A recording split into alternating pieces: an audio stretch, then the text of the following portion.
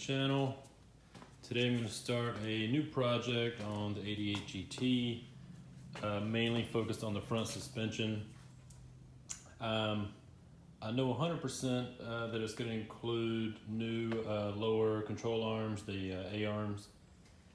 I've got some OEM style tie rod ends, but kind of depending on the angle of the tie rods coming off of the steering shaft, I may end up going with an adjustable tie rod end. We'll just have to see how that goes.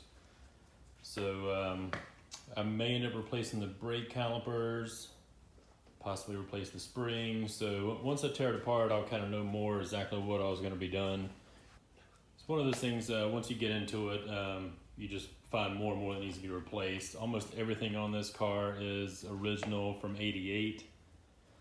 So there's a lot worn out. It seems like every time I touch something, there's 5 other things that need to be replaced. So yeah, we'll break this video up into several different videos of tearing this thing apart, and then maybe several videos on what I'm putting back in. So I'm gonna start first just by getting the car up in the air, remove the battery, just kind of some pre-work.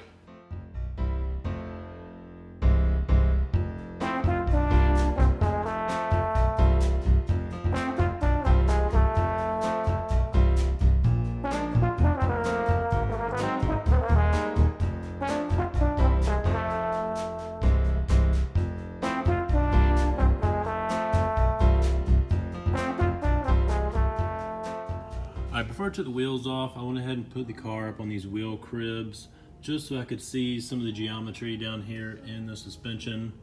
So as you can see, the steering rack is right behind the sway bar here.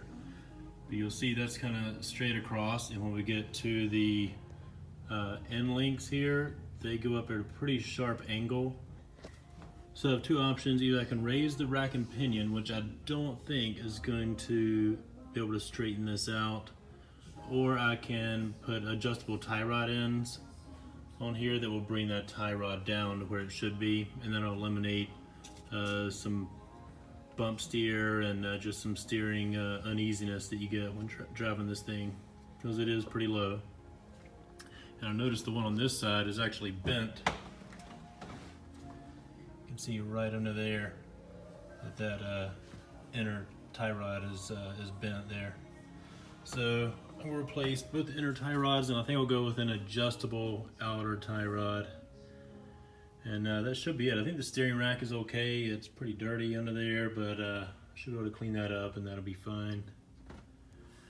And that's it for now. Alright, so the car's in the air, got the wheels off. These struts are new. They're not adjustable or high performance struts. They're basically OE replacement. But I think they're fine for my driving. I'm strictly just driving on the street. These springs, however, you see in here, those are actually stock springs. You know, they're 30 years old and they've been cut. So a couple issues there. If I hit a large bump, the biggest issue is the strut's gonna bottom out, and it's gonna sound like the car is falling apart. So I'm gonna replace these springs probably with the Ford C springs. I'll put a link for those down in the summary, but I'll be getting those from Altered Fox. And then, like I said, the strut is probably fine. I think I'm gonna go with the adjustable tie rod ends here. So I'll put a link for those down in the summary as well. And then I believe I'm gonna go ahead and replace the brake calipers on both sides. These are 30-year-old originals. So I'm just gonna replace them versus rebuild them. These are pretty cheap. I'll just get the OE replacement for those.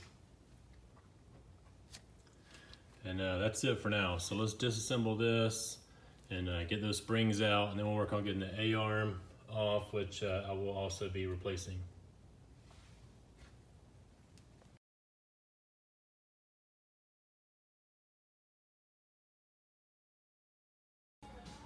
Alright, so we removed the brake caliper, hung it up over here safely. You don't want to hang it on the brake hose itself, so just use a strap or something and hang that. Then the next thing we're going to do for the next step, which is pulling these springs out, is just remove the nuts on the strut right here, which we've already done. Like this, they just go on a bolt here, and the bolt's still kind of hanging here. So what you want to do before you remove the bolts at all is make sure you put your jack under the control arm where the spring cup is, and then put some pressure lifting that control arm up. Then your bolt should slide out.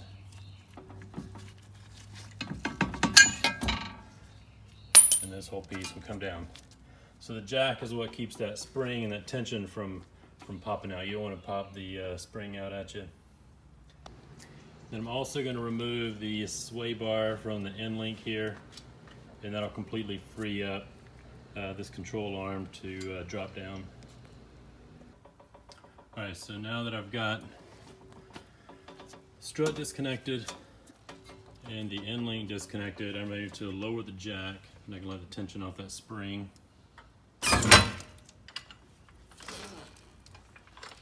And it's that easy.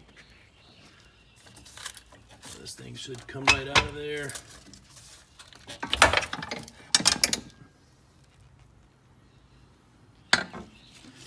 Just roll this over next to the trash can where it belongs. Oh, missed. Alright, so I do have new end links I'll be putting in here, so I'll go ahead and take this the rest of the way off.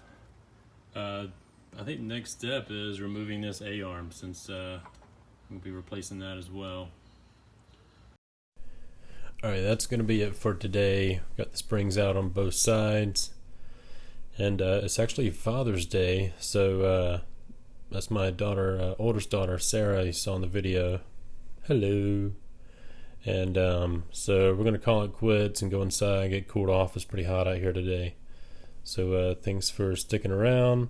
And yeah, I had to voice this over because we have music playing in the garage, and YouTube likes to put copyright claims on everything, even with background music you can barely hear. So I'm doing a voiceover here.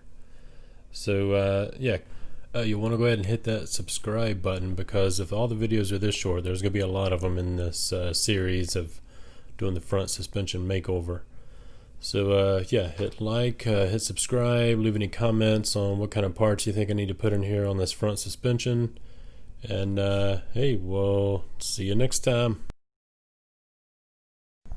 Hey, thanks for sticking around to the end. I wanted to throw a quick garage tip out there.